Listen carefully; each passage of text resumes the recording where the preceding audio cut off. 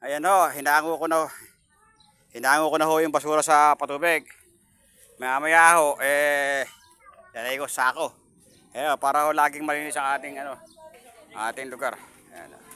Hinango ko at nimya lalagay ko sa sako. O, iyan po ang basura natin sa looban.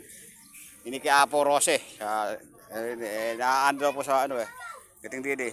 Lilinisin ko na po, madalas ko na po nililinisin. Mayroon pong huliin kung sino ang nagtatapon. Ayan po, hinago ko po lahat. Ayan. Kaya po, wala silang masasabi sa atin na ito po sangguniang barangay at lahat po ng konsyal ay naglinis po sa Kilosan. Ako po dito sa looban. Nag-iisa lang po ako dito kayo. Gawa po nung sila po ay nauna. Galing po kasi sa Itik. Natanong ko po kayo, maraming pong basura. Kaya po, ito po pagawain po ng kalinisan ng Barangay Council at Sanggunian. Maraming po salamat.